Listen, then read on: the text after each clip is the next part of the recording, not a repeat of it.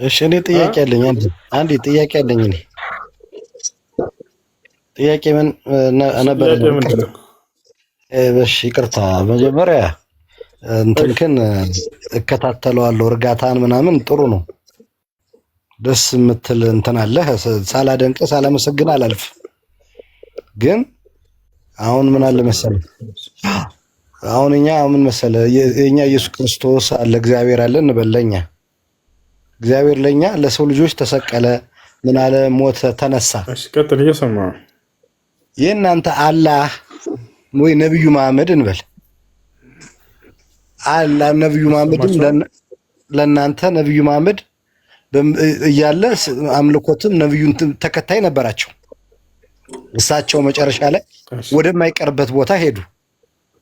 ልክ ሲሄዱ ግን እሳቸው ግን ከዛ ማን ነው መካ የሚባል ቦታ እናንተ የምትሄዱበት ቦታ ላይ የእሳቸው ሐውልትና የእሳቸው ይዞራሉ። ብቻ እንደምናየው እኔ አሁን እንትን ማጥላላት ምን ፈልጌ አይደለም። እምነት የየራሳችን ነው። እናንተም የእምነታችሁን የእናንተንም መንካት አልፈልግም። እኔም የኛን ደግሞ ሰው እንዲነካብኝ አልፈልግም። እና የእናንተ አሁን ነብዩ መሐመድ እዛ ላይ ሲዞሩ የሚዞሩበት ነገር ምንድነው? ነብዩ መሐመድ ለምንድን ነው እንግዲህ እንደ ክርስቶስ እንደ እግዚአብሔር ለምን አላረጉም? እቺን መልስልኝ። ለምን? እሺ አንደኛ ነብዩ መሐመድ ሰለላሁ ዐለይሂ ወሰለም ሐውልት እዚያ አለ ያልከው ስህተት ነው። እሺ የለም። ነብዩ መሐመድ ሰለላሁ ዐለይሂ ወሰለም ካዕባ ውስጥ በፍጹም የለም። ያ ካዕባ ውስጥ ምንም ነገር የለም። አራት ማዕዘን ነው፣ ውስጡ ባዶ ነው። ይልቁንስ እዚያ ውስጥ ያለው ምንድነው?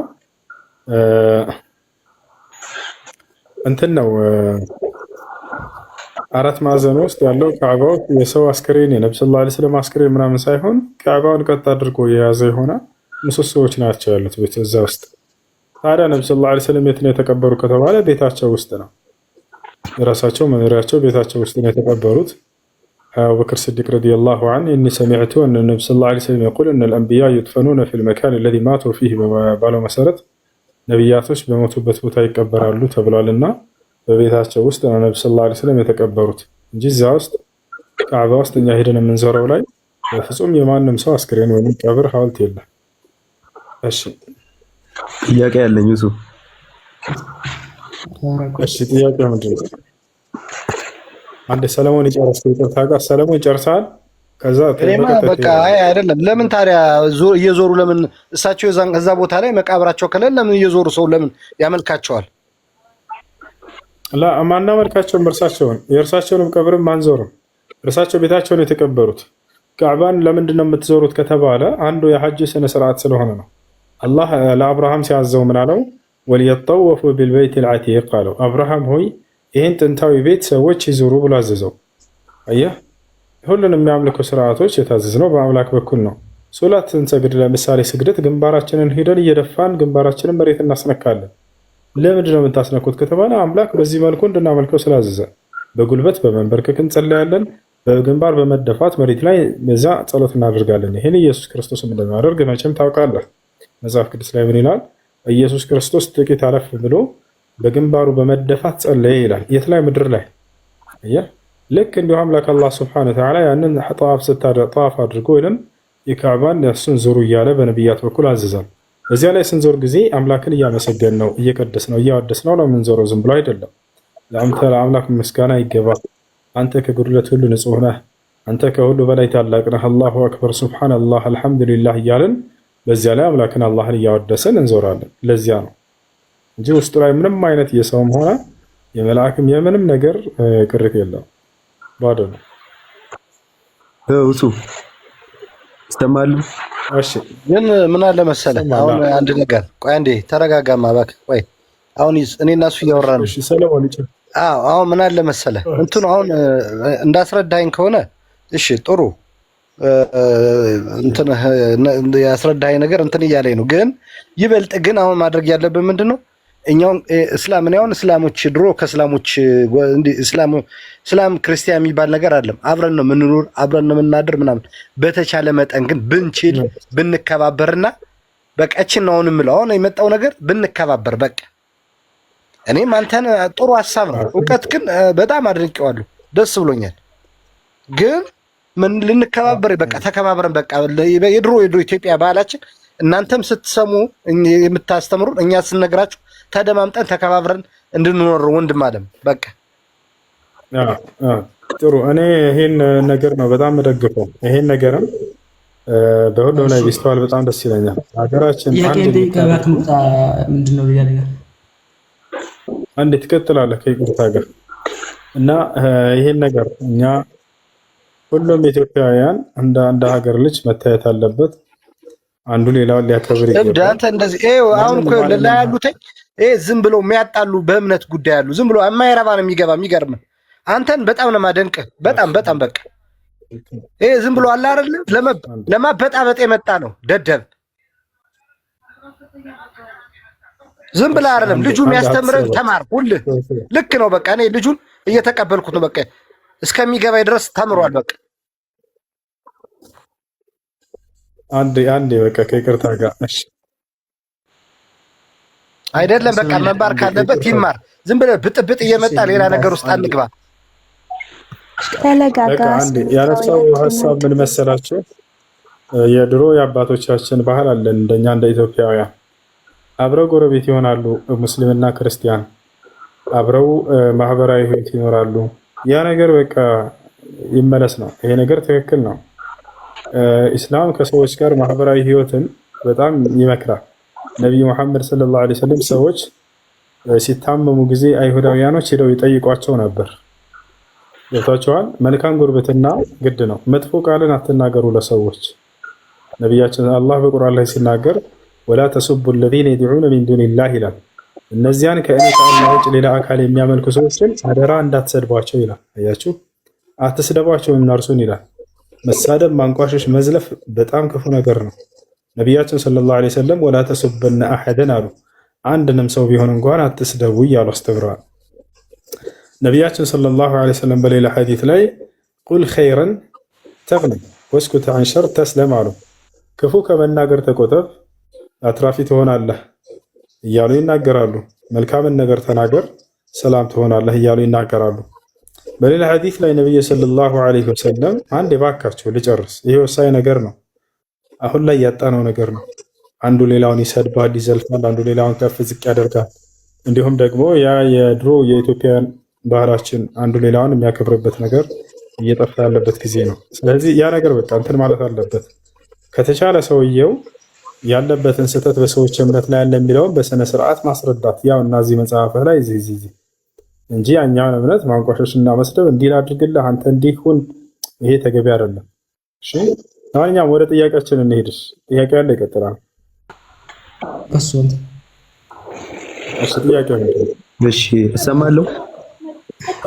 ኧረ ቆይ ይሰማል በተራ። በመጀመሪያ ጥያቄ አላህ ፈጣሪ ነው ወይስ አይደለም? ከሆነ ደግሞ የት ነው የሚኖረው? አላህ የት ነው ያለው? እሺ አምላክ አላህ Subhanahu Wa Ta'ala ፈጣሪ ነው። ማስረጃ አላሁ الذي خلق السماوات والارض ቁርአን ላይ ብለሃል። አላህ ማለት ያ ሰማያትንና ምድርን በመካከላቸው ያለውን ሁሉ የፈጠረ አምላክ ነው ይላል። የት ነው አምላክ አላህ ለሚለው እርሱ ከፍጥረት ዓለም ሁሉ በላይ ከአርሽ በላይ ነው። ማስረጃ ቃለ Subhanahu Wa Ta'ala ثم استوى على العرش አምላካችሁ አላህ ከአርሽ በላይ ከፍ ብሏል እያለ ከፍጥረት ዓለም ሁሉ በላይ እንደሆነ ተናግሯል። ሀይን ቀጥል። ስለዚህ አላህ ከአርሽ በላይ ነው ያለው፣ ምድር ላይ የለም ማለት ነው። በምድር ላይ አላህ Subhanahu Wa Ta'ala በእውቀቱና በእይታው በእርዳታው በሁሉ ባህሪው አለ። ነገር ግን እርሱ አላህ የት ነው ከተባለ በማንነቱ ከፍጥረት ዓለም ሁሉ በላይ ነው። ቅንጣት ግን ምድር ላይ የሚደበቅበት የለም። እርሱን የፈጠራቸው እርሱ ያያቸዋል፣ ይሰማቸዋል፣ ይለግሳቸዋል፣ ሁሉ ነገር ይሰራል። እርሱ አላህ አካላት ወይንም አኩንቱም ይላል። አላህ አካል ጊዜ ለሁለት ይከፈላል። አካል ስትል አካል ማለት አካል ለምሳሌ እጅ፣ እግር፣ ባት፣ ጭንቅላት፣ አይን፣ ጆሮ አለው። እኛ አካል እንዲህ አይነት አካል አለው ብለን አናምንም። አናዳምጥ። አካል ሲባል ለሁለት ይከፈላል። እሺ አካል ሲባል ይሄ ጂስም ወይንም ደግሞ ቦዲኛ እንደምንለው አካል እንዲህ አይነት ነገር ከሆነ የለውም። አካል ይሄ አንደኛው ትርጓሜው እሱ ነው። እሱ የሰዎች የፍጥረታቶች መገለጫ ነው። ሁለተኛው አካል ብሎ ማለት ደግሞ እኔ የሚል ማንነት ያለው መለኮታዊ ማንነት አለ አላህ Subhanahu Wa Ta'ala።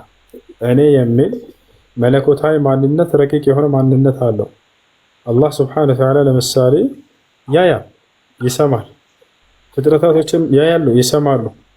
ስለዚህ ፈጣሪና ፍጡር ይሄ በስም ስለተመሳሰለ እንደው በማንነትም አንድ ነው ወይ? አይደለም። እሺ ቁርአን አምላክ አላህ እንዳለው እግር እጅ እንዳለው አይን እንዳለው እንዲሁም ጭንቅላት እንዳለው ይናገራል። ያን በምንድን ነው አንተ የምትተረጉመው? እሺ ለማንኛውም እርሱ አላህ ሱብሓነሁ ወተዓላ ከፍጥረታት ጋር የማይመሳሰል ማንነት አለው። ከፍጥረታት ጋር የማይመሳሰል ማንነት አለው አላህ ሱብሓነሁ ወተዓላ። ያ ነው። በዚሁ አንጻር እግዚአብሔር ጭንቅላት አለው የሻው የዋሻው ነው የሚለው። እሺ እግዚአብሔር ጭንቅላት አለው። በነገራችን ይገኝ ከመጽሐፍ ቅዱስ አንጻር ጭንቅላት አለው የሚል ችግር የለም። አብሽር ከመጽሐፍ ቅዱስ አንጻር እግዚአብሔር ጭንቅላት እንዳለው ተገልጿል መጽሐፍ ቅዱስ ላይ ወይንስ አልተገለጸም?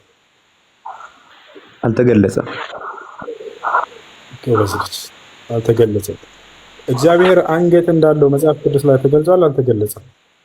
አሁን ተገልጿል አልተገለጸም ሳይሆን እንትን ልትልኝ የፈለግኩት አሁን ጥያቄን በትክክል መልስልኝ። ለምሳሌ እናንተ አምላክ እሺ ጭንቅላት እንዳለው አልተገለጸም ብለህናል። ታዲያ ጭንቅላት የሌለውን አካል ነው የምታመልከው ማለት ነው? እንዲህ እያልኩኝ ፍልስፍና ጥያቄ ጥያቄ ልጠይቃቸው እችላለሁ። ገብታችኋል? ይሄ ምንም የሚጠቅም አይደለም። አሁን አንተ ሪከርድ አድርገው ክርስቲያኖች ያው መስቀል አድርገሃል አልተገለጸም እግዚአብሔር ብለው ፖለቲካ ይነፉብሃል። ይሄ አያስኬድም። እንደዚህ አሁን አንተ ትክክል ነህ የተናገርከው፣ እኔ መልስህን አልቃወምህም። መጽሐፍ ቅዱስ ላይ የትኛውም ስፍራ ላይ ከኦሪት ዘፍጥረት እስከ ራእይ እግዚአብሔር ጭንቅላት አለው የሚል አልተገለጸም። ትክክል ነው የመለስከው። አልተገለጸም ይሄ ነገር። አሁን ታዲያ አንተ ስለ አምላክ ማመን ያለብህ ምን መሰለህ? የዋሻው ስለ አምላክ መቼም የነገሩ ነብያቶች ናቸው አይደለ? በዚህ ተስማማለህ? ኦኬ አዎ ነቢያቶች በነገሩህ መጠን ብቻ ነው አይደል የምታምነው? ነቢያቶች ያልነገሩህን ደግሞ አንተ በራስህ ተፈላስፈህ አትናገርም ስለ አምላክ አይደለ? አይ ነው። ለምሳሌ የተነገረውን ደግሞ ልትቀበላለህ አትቀበልም? ለምሳሌ ሐዲስም ይሁን ቁርአን ባት አለው ካለህ ባት አለው ብለህ ትቀበላለህ አትቀበልም?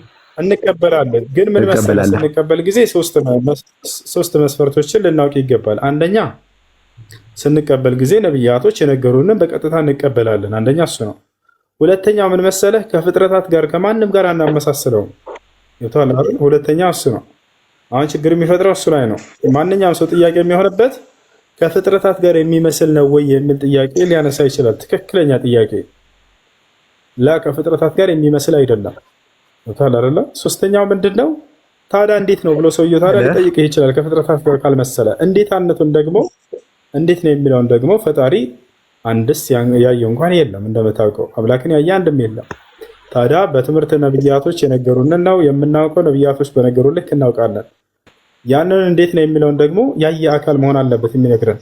ያንን ደግሞ ነብያቶች እንኳን አላየም። ስለዚህ ነገ የትንሣኤ ቀን የፍርዱ ቀን አምላክ አላህ ሱብሓነሁ ወተዓላ የዛኔ እናየዋለን። የዛኔ ስናየው ጊዜ አምላክ አላህ ሱብሓነሁ ወተዓላ እናውቀዋለን እንዴት እንደሆነ። እስከዛ ግን እነርሱ በነገሩ ልክ ነው የምናውቀው። የገለጹትን ገልጸዋል ብለን እናምናለን። ያልገለጹትን ደግሞ ቅድም እንዳልከው አልገለጹልንም ነብያቶች ብለን ያንን እንይዛለን። አይ በቃ የዋሻ በቃ እሺ ለምሳሌ አይን አለው ተብሏል፣ ጆሮ አለው ተብሏል፣ ባት አለው ተብሏል፣ እጅ አለው ተብሏል። ስለዚህ ሌላው አካል የለውም። ይሄ የተጠቀሱት አካል ብቻ ናቸው ማለት ነው ያለው። ይኸውልህ አሁን ችግሩ ምን መሰለህ? እርሱን እንደ ፍጡር አድርገነው ነው። ከዚያ በኋላ ሙሉ የሰውነት አካል የምንጠይቀው እኛ ሰው መስሏቸው ነው የምናመልከው። ከዚያ የሰው ሙሉ አካል ይጠይቃሉ። ለአንደኛ ሲጀመር እንደ ሰው አይነት አካል ማን ያላችሁ? እንደ ሰው ያለ ለምሳሌ ልንገርህ። ለምሳሌ ምን ልንገርህ? የፀሐይ ወገብ እንላለን። ለምሳሌ የፀሐይ መካከለኛ ክፍል ናት። የፀሐይ ወገብ ስላለን እንዳው ከዚያ በኋላ እጅ አላት፣ እግርም አላት፣ ጆሮም አላት ምናምን እያለ መጠየቅ ይህ ሞኝነት ነው። አይደለ? አላህ ስብሐነሁ ወተዓላ አለኝ ያለውን አለን ብለን እናምናለን። ያልገለጸውን ደግሞ አላህ ስብሐነሁ ወተዓላ ያንን ዝም ነው የምንለው። ገብቶሃል? ስለ ፈጣሪ ነብያት በነገሩ ልክ ነው አምነን የምንቀበለው። ያንንም ስናምን ከፍጥረታት ጋር በማይመስል መልኩ። ከዚያ በኋላ ግን የፈለግነውን የሰውነት ክፍል እያነሳን ይሄ ያለው ወይ ይሄ ያለው እንዲህ ማለት ይሄ ተገቢ አይደለም። ይሄ ነብያቶች የነገሩንና ያሳውቁን ነገር አይደለም። ነገ የትንሣኤ ቀን ድረስ አምላክ አላህ ሱብሓነሁ ወተዓላ ነው አልከኝ። ሌላው ደግሞ ነገር የተቆራረጠ አካል ነው ማለት ነው የምታመልከው።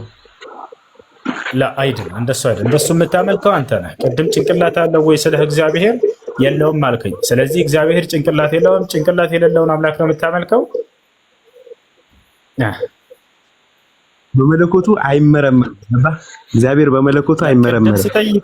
በመለኮቱ እግዚአብሔር ጭንቅላት ቅድም ስጠይቀህ እግዚአብሔር ጭንቅላት አለው ወይ ስልህ ጭንቅላት የለውም ብለኸኛል አይደለ? አዎ እንደ ሰውኛ እንዳንተ አይነት እንደኔ አይነት ጭንቅላት የለውም። አዋልክ በቃ። ስለዚህ ጭንቅላት የሌለው ጎማዳ አምላክ ነው የምታመልከው ማለት ነው። ጭንቅላት ያ ስልህ ለምሳሌ አሁን የኛ አምላክ እንደናንተ አምላክ አርሽ ላይ የሆነ ቦታ ላይ ያስቀመጥነው ሳይሆን በሁሉ መላ እና አርሽ ላይ ነው የተቀመጠ ያንተ አምላክ። ያንተ አምላክ አርሽ ላይ ነው የተቀመጠው። ና ላሳይ አርሽ ላይ ተቀምጧል። ና ላሳይ ያና መጽሐፍ ቅዱስ ላይ ላሳይ። እግዚአብሔር አርሽ ላይ ዙፋን ላይ ተቀምጧል። አርሽ ማለት ዙፋን ማለት ነው ማለት ነው። የአረብኛ ቃል ዙፋን ማለት ነው። ያ ተቀምጧል። ላሳይ። እሺ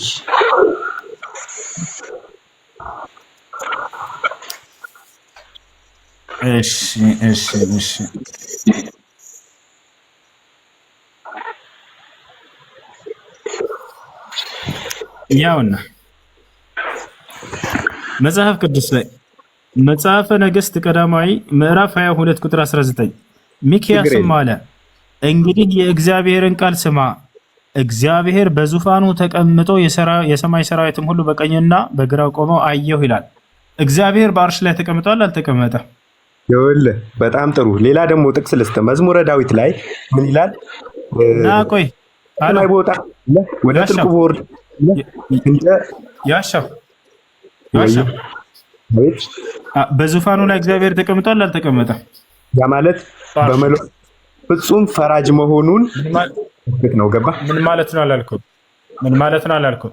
እግዚአብሔር በዙፋኑ ላይ ተቀምጦ ይላል። ፈራጅ መሆኑን አልተቀመጠም። ፈራጅ መሆኑን ሲናገር ነው። ማን ነው እዚህ ጋር ሚክያስ ፈራጅ መሆኑን ለመናገር ነው ብለዋል።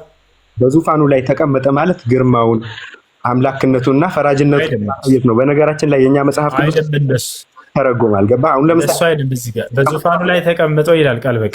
ከምትዋሻቸው ነገሮች አንዱ በቀደም መልስልህ ነበር። ኢየሱስ ክርስቶስ መጽሐፉ ላይ ይላል ነው። ስማኛ ፕሊስ አዳምጠኝ። ኢየሱስ ክርስቶስ እጥፍ ይቀበላል ሴቶችን። ለምሳሌ በእናንተ በቁርአን ላይ 72 ሰው ከሞተ እንደሚሰጠው ያሻው ቅድም ምን አልከኝ? በእኛ በአርሽ ላይ የተቀመጠ አምላክ የለንም አልክ። አለ በአርሽ ላይ ተቀምጧል እግዚአብሔር ስለ የቱ ጋር አልከኝ? ያው እዚህ ጋር አሳየው።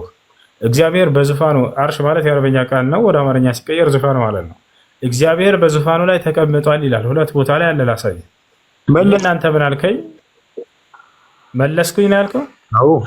ምን ብለህ ነው የመለስከው? በዙፋኑ ላይ ተቀምጧል ሲባል ፍርዱን እግዚአብሔር አምላክ ፍጹም ቻይነቱና ፍርዱን ለማሳየት ነው እንጂ እንደ ሰው ማነው እንደሱ ብሎ ይፈታል? ፍጹም ንግስናውን ለማሳየት ነው። ማነው እንደሱ ያለው? ይተረጎማል። አንብብ። የተተረጓሚው ላይ ሂድና አሳየን፣ ከፍተህ አሳየን። እንደሱ ብሎ የተተረጎመበት ትንሽ ኦኬ። አሁን መጽሐፍ ባይብል እጄ ላይ የለም። በቃ ሲኖረ ጊዜና እና ታሳየናለህ። እሺ፣ ግን አንተ የምትጠይቀው የሰውነት ክፍል ሁሉ ስለ አላህ ብለህ ሙሉ መጽሐፍ ቅዱስ ላይ እንዳለ እያንዳንዱ አሳያለሁ።